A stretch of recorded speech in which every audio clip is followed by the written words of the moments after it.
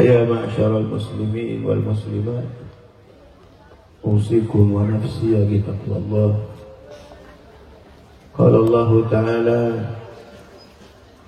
في محكم تنزيله: بسم الله الرحمن الرحيم. ألم نشرح لك صدرك ووضعنا عنك وزرك الذي أنقض ظهرك ورفعنا لك ذكرك. وقال النبي صلى الله عليه وسلم: لا يؤمن أحدكم حتى أكون أحب إليه من والده وولده والناس أجمعين. صدق الله صدق رسول الله صلى الله عليه وسلم.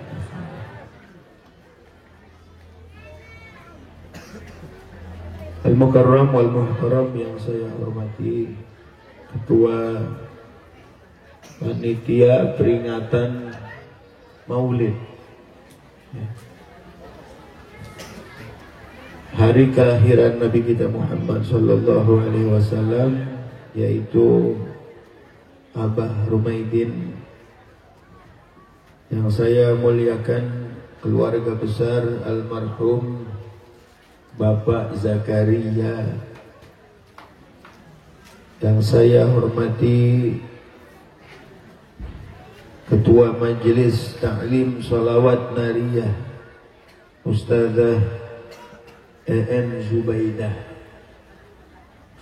Al-Mukarram wal Muhtaram Bapak Lurah Cibinong, Bapak Ketua RW, Bapak Ketua RT, juga Bapak Ketua Karang Taruna,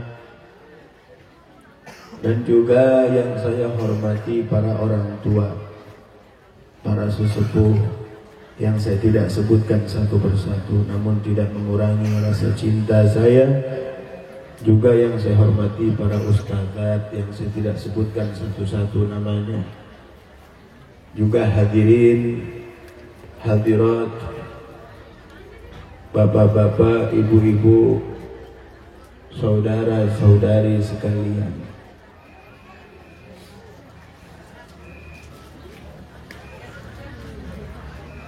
Alhamdulillah, pada siang hari ini kita berkumpul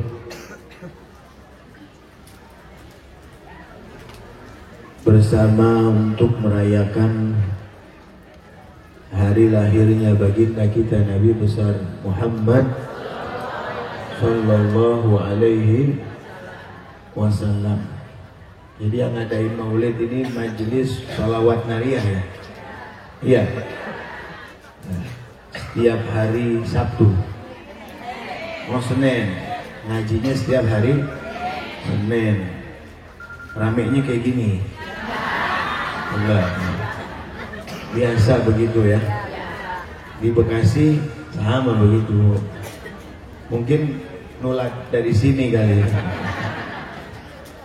Jadi kalau pengajian enggak sebanyak peringatan maulid. Kalau maulid lebih banyak biasanya.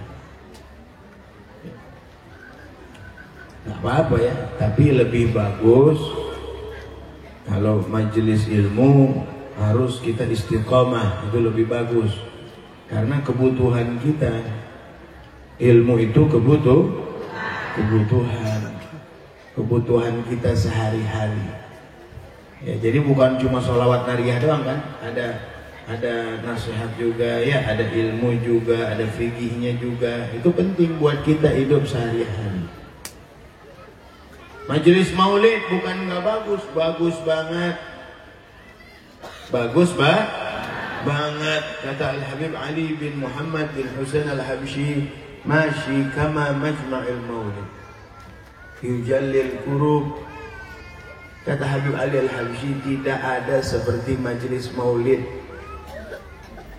yang bisa menghilangkan kesulitan kita, bisa menghilangkan kesusahan kita, bisa menghilangkan kita punya kesedihan, bisa mengangkat, menghilangkan kita punya dosa.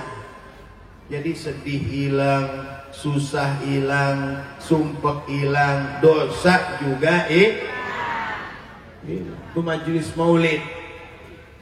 Dosa hilang, hajat-hajat kita dikabulkan sama Allah. Itu majelis maulid. Doa-doa kita diijabah sama Allah. Keluarga kita yang di rumah, ini majelis maulid begini nih, kita hadir. Ada keluarga kita yang di rumah nggak hadir, dapat kebagian rahmatnya dari Allah. Makanya kata Habib Ali Habsyi, masyikama majma'il maulid, nggak ada lagi seperti majelis maulid. Majelis yang di situ disebutkan nama seorang manusia, bahkan seorang makhluk yang paling disayang sama Allah, yaitu Nabi kita, pemimpin kita, contoh kita, Nabi kita Muhammad. Nabi Muhammad ini Nabi kita, makhluk yang paling disayang di antara seluruh makhluk, di antara seluruh manusia, di antara seluruh Nabi dan Rasul. Siapa paling mulia, Bu? Nabi kita Muhammad. Namanya disebut. Ya, di peringatan Maulid dari mulai ya Rabbi sholli ala Muhammad, ya Rabbi sholli alaihi wasallim. Itu disebut namanya terus. Sekarang kata ulama begini, zikrul auliya tanzilur rahmah. Kita nyebut seorang waliullah, kita lagi duduk nih Bu, lagi ngopi, tahu-tahu kita sebut nama seorang wali, itu turun majelis kita rahmat dari Allah. Apalagi yang disebut nama Nabi Muhammad. Kalau nama wali saja, nama orang soleh aja bisa menyebabkan turunnya rahmat, apalagi nama Nabi kita Muhammad. Dan disebutnya bukan sekali, berkali-kali. Tadi qasidah yang kita baca, semuanya tertuju kepada Nabi kita Muhammad. Semua tadi al-qalbu mutayyam bi Toha Nabi. Siapa Toha? Nama Nabi. Assalamu alaik Zainal Anbiya.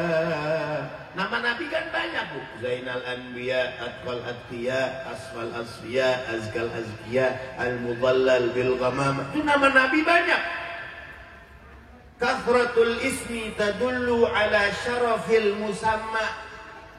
Banyaknya nama itu menunjukkan mulianya yang dinamakan. Berarti yang dinama ini mulia karena apa? Namanya banyak dan bagus. Maksudnya nama banyak, bagus-bagus. Bukan kayak kita, kadang-kadang ada orang julukannya banyak. Banyak dia mah julukannya. Apa julukannya? Ampeg, botak, pitak, jenong, begitu kan ya? Itu bukan itu maksudnya. Nama, banyaknya nama yang bagus dari Allah Subhanahu. Nama Nabi Mustafa. Apa arti Mustafa? Terpilih, yang dibersihkan oleh Allah.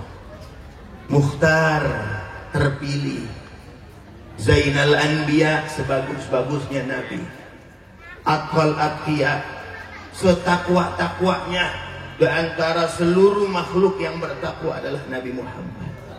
Al-Mudallal bil Ghamamah, nama Nabi itu Mudallal bil Ghamamah. Assalamu alaik Al-Mudallal bil Ghamamah, yang selalu dinaungi oleh awan. Nabi kemana-mana Bu, dinaungi sama awan. Ada awan di atas. Jadi Nabi nggak boleh kena panas. Jangan sampai terkena panas, apalagi kalau musim penter begini nih. Ya kan Bu? Cibinong udah hujan belum? Belum. Belum hujan Cibinong. Bekasi apalagi.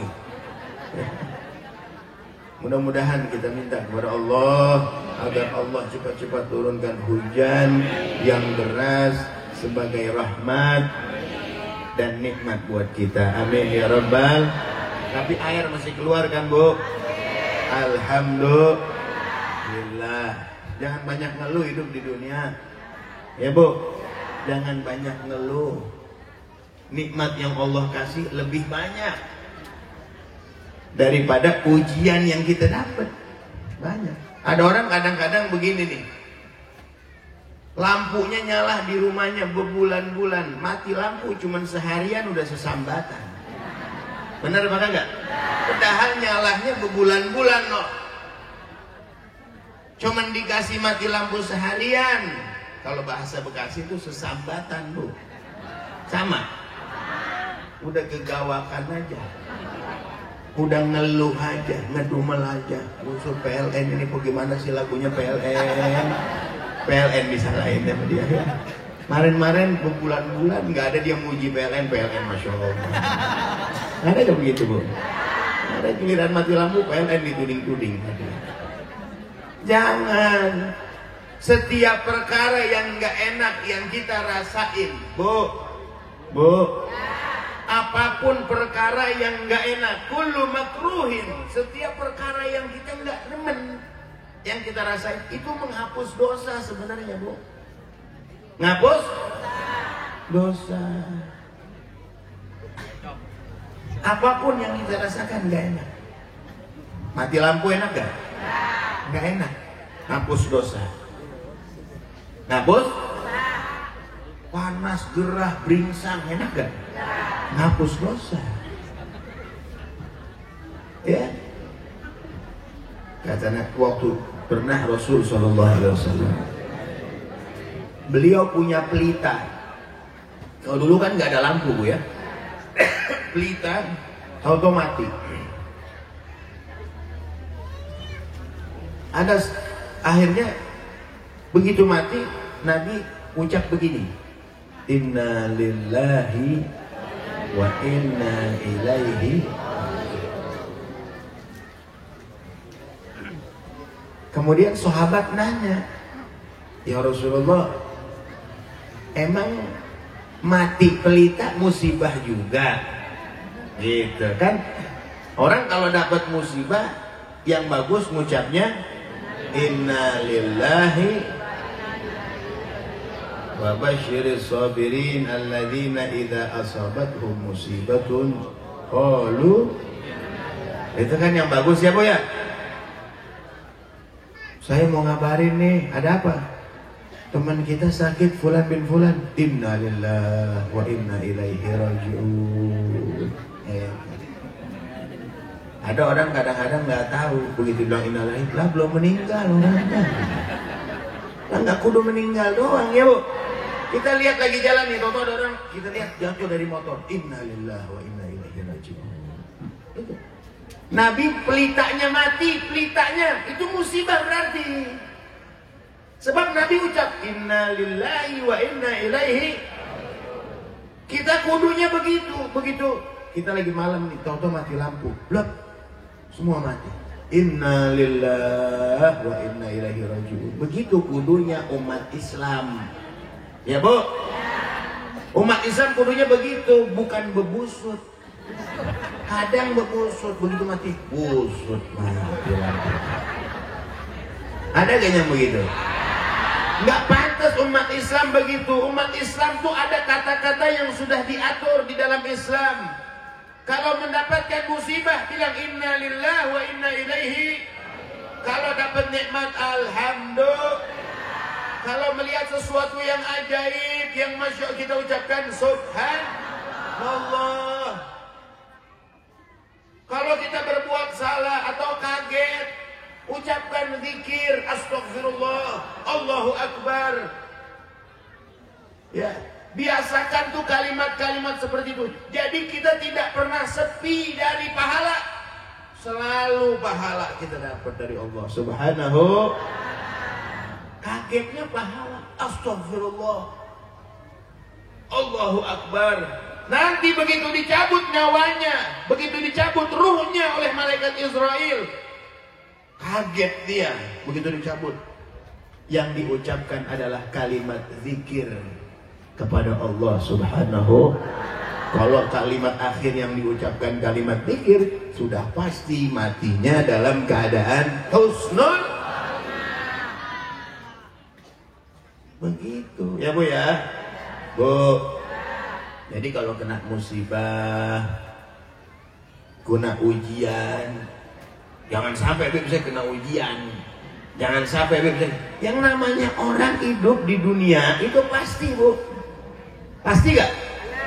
Pasti orang di dunia pasti hidupnya diuji sama Allah. Nggak ada yang rapi dari ujian, bersih dari ujian, nggak ada. Itu orang saya lihat Bib, kaya banget Bib, rumahnya gedung, duitnya banyak, mobilnya bererot, enak aja dia hidup. Nggak mungkin nggak ada ujian yang Allah kasih buat dia. Nggak mungkin. Karena Allah bilang dalam Al-Quran, wala nabluwannakum bisyai'in minal khawfi wal ju'i, dan seterusnya. Pasti ada ujian. Keluh kesah, laqad khalaqnal insana fi kabad. Pasti ada keluh kesah, pasti ada keluhan. Nih kita nih semua nih, di kepala kita nih semuanya pasti ada pikiran yang kita pikirin satu-satu nih. Ada gak?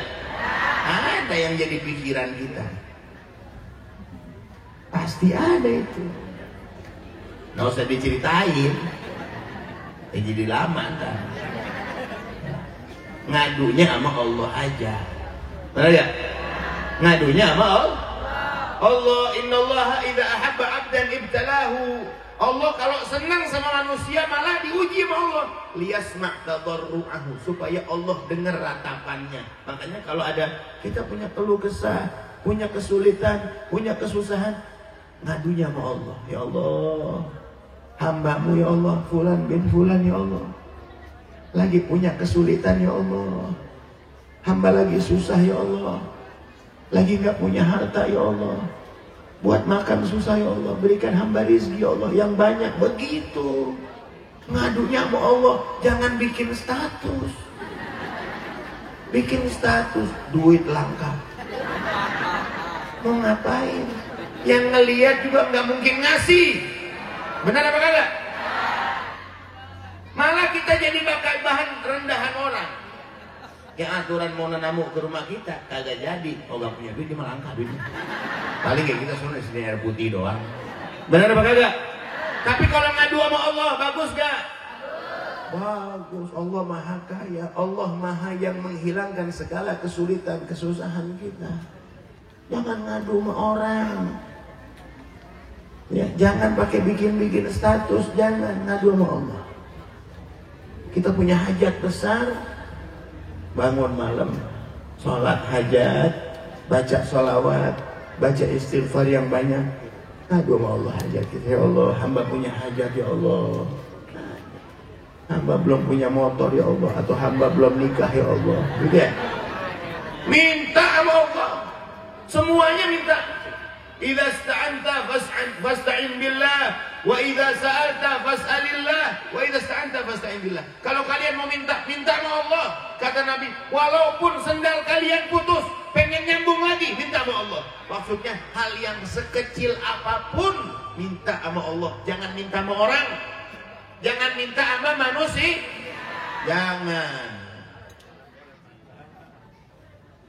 Jangan minta sama manusia, mintanya sama Allah. Sama manusia jangan seringan minta. Sekali dikasih, 2 kali dikasih, 3 kali bosan manusia. Benar gak? Benar apa enggak? Padahal mengasihnya nggak banyak. Datang yang minta-minta ke rumah kita. Assalamualaikum Pak, minta sedekahnya Pak. Nih kasih. Udah kasih 2.000. Besok datang. Assalamualaikum Pak, minta sedekahnya Pak. Saya lagi 2.000. Lama-lama manusia. Assalamualaikum Pak, minta lagi. Lalu mulu namanya. Minta mulu ke manusia. Tapi Allah bosan nggak kalau diminta? Bosan nggak? Malah kalau manusia sering dipinta marah, Allah kagak dipinta marah. Allah maunya kita minta sama Allah, biar manja sama Allah. Kita banyak hajat hidup di dunia, banyak hajat, banyak keperluan, baik keperluan dunia ataupun keperluan akhir. Minta sama Allah Bu, ya Bu ya. Mulai sekarang mintanya sama Allah. Tapi kudu ikhtiar. Kudu ikhtiar. Ya Allah, datangkan hamba rezeki ya Allah. Tapi diem baik di rumah, nggak ada ikhtiarnya. Kayak tadi modelnya nih, ini ada di atas ada makanan itu. Ya Allah, turunin buat hamba aku ya Allah. Jamaah nggak perlu berdiri. PA ya orang begitu. Nggak ada ikhtiarnya. Diem baik di rumah, minta hajat tapi nggak ikhtiar. Tapi kita mesti yakin ikhtiar itu hanya syarat, tapi tetap yang memberikan Allah Subhanahu wa ta'ala. Rizki itu semata-mata dari Allah. Ikhtiar cuma syarat. Bukan berarti ikhtiar kita mendatangkan rizki, enggak. Kalau seperti itu maka orang yang kerjanya beratan, duitnya banyakan. Benar ya? Ini kan kagak. Ada orang yang kerjanya berat, tapi duit yang didapat dikit.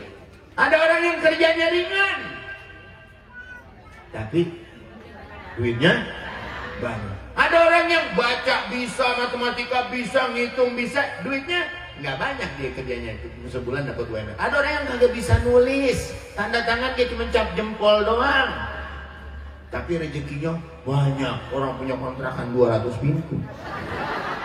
Ya kan berarti rezekinya banyak. Banyak kan rezekinya? Banyak. Rezeki dari Allah, bukan semata-mata ikhtiar kita. Ada orang kadang-kadang cari duit dari pagi sampai gelap baru pulang, ngumpulin duit. Buat apa? Buat masa tua. Buat masa tua. Ya, ini orang kalau kata saya nih, kalau kata saya, maaf ini saya ngomong kasar, ini orang keisi-isi perutnya goblok. Kenapa saya kata begitu? Masa tua ente berapa tahun? Kira-kira Bu, ini umpamanya nih manusia biasanya masa tua berapa tahun? Masa tua sekarang begini, masa tua dimulai dari umur berapa? 50, 40 masih muda.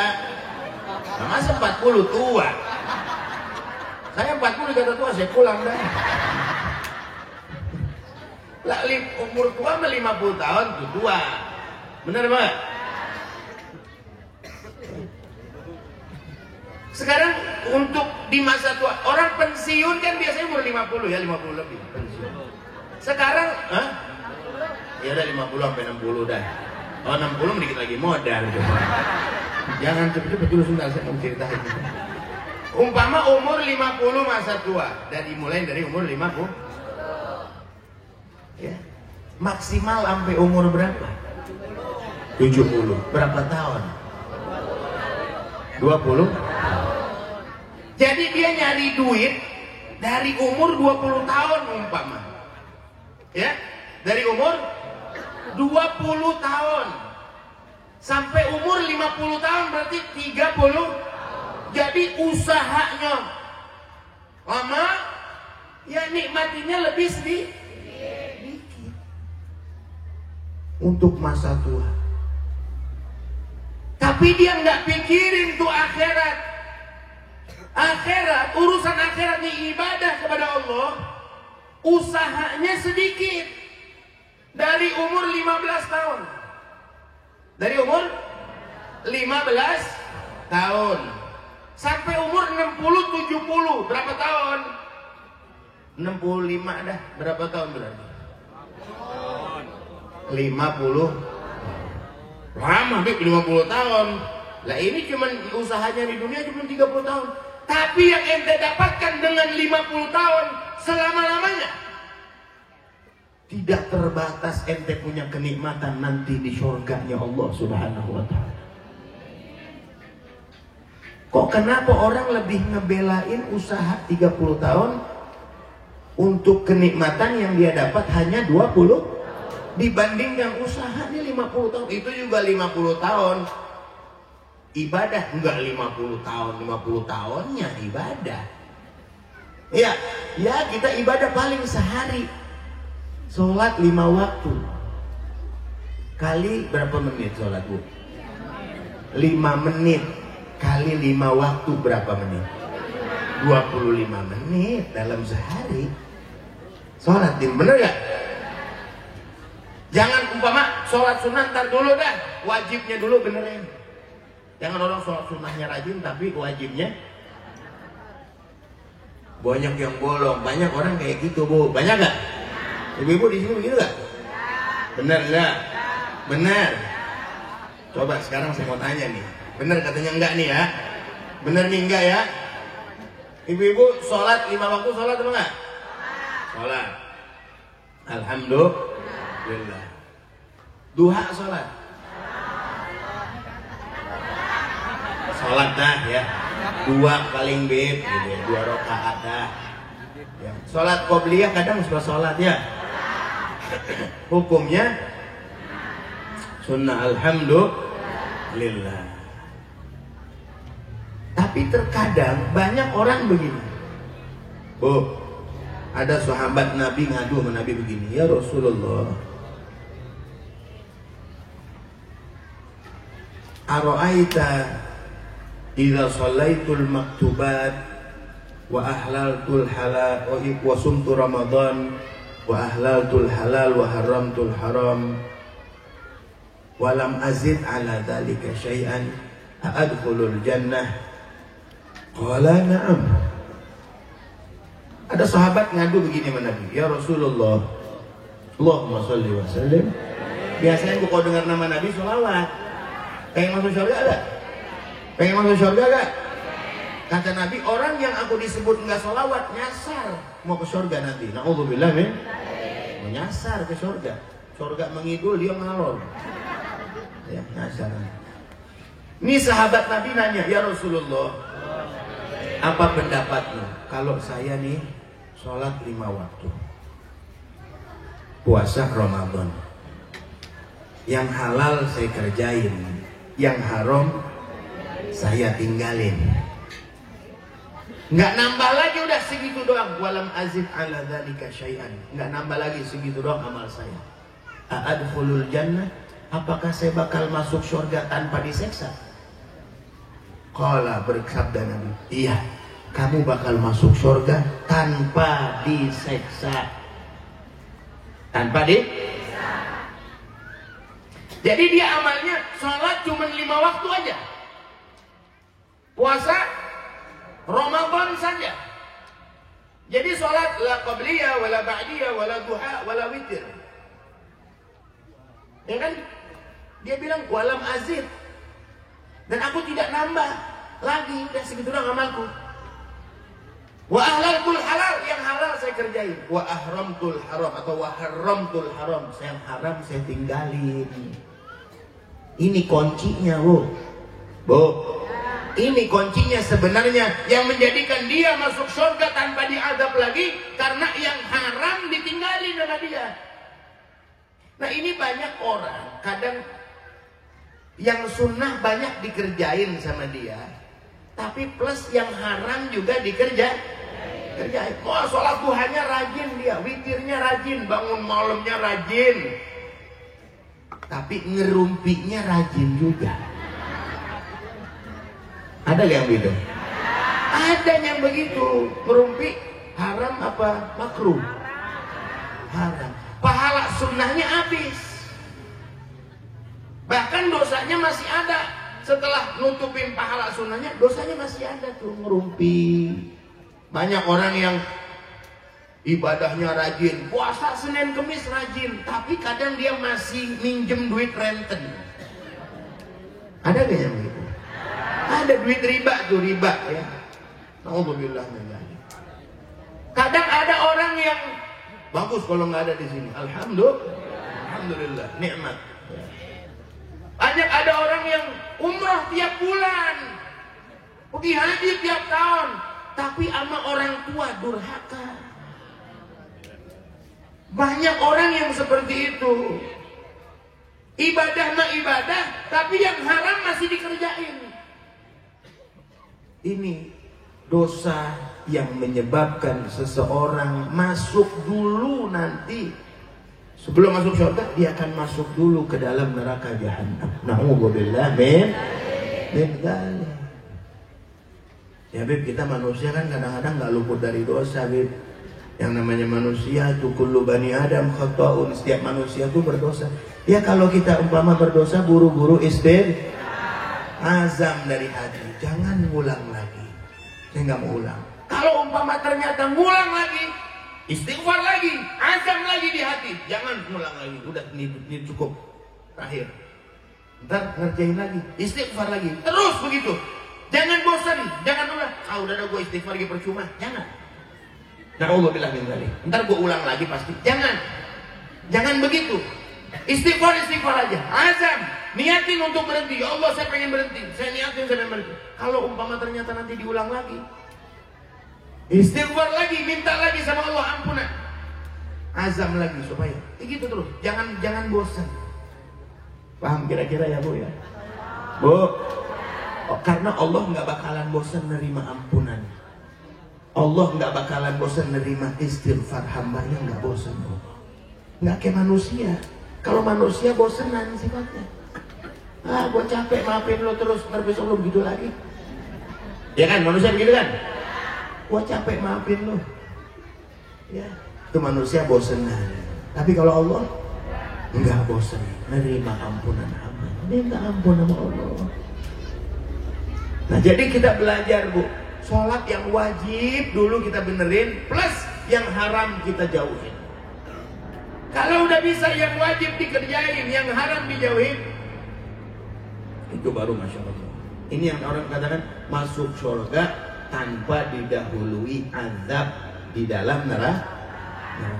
Jadi yang haram-haram tuh tinggalin dikit-dikit. Ngomongin orang, kadang ngomongin orang sedep Bu. Yang haram-haram memang sedep kan. Ya kan begitu kan? Khuffatin nar bil makabil syahwat. Sedep. Neraka itu dibumbunya sama yang syahwat-syahwat, yang sama yang enak-enak. Ya, kalau ngomongin orang nggak berasa, sejam itu nggak berasa. Ya kan ya? Coba ngaji sejam. Ngomong, kan? Bapak ini habis kapan sih udahan ceramah? Ini ustazah kapan kelar sih ngajar? Tapi kalau ngomongin orang nggak berhenti itu. Oh, saya ngalor ngidul begini, si Anu lo mau tahu gak? Begini diomongin terus. Itu kita nggak sadar, pahala kita lagi digerogotin, pahala kita lagi diambilin.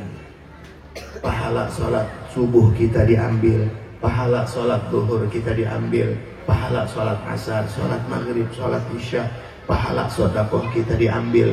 Kita boleh ngerjain nih ibadah, tapi diambilin. Sebab siapa? Sebab kita juga ngomongin orang begini. Jangan. Udah gitu, udah kelar ngomongin orang, udah terakhir nih mau bubar pakai ngomong begini. Ini mah kita bukannya lagi ngomongin. Nah emang lagi ngomongin. Pakai bilang bukan lagi ngomongin. Atau ada lagi yang ngomong gini, ini mah gue bukannya ghibah, gue fakta. Ini justru kalau ghibah itu yang fakta. Kalau bukan fakta, bukan ghibah namanya, tapi fit. Nah, ngerti Bu? Bu, jauhin sama yang diharamkan Allah itu, jauhin. Ya, jangan suka ghibah, jangan suka ngadu domba, jangan suka main renten, jangan suka durhaka sama orang tua, kurang ajar sama suami, jangan. Biar taat sama suami ya Bu.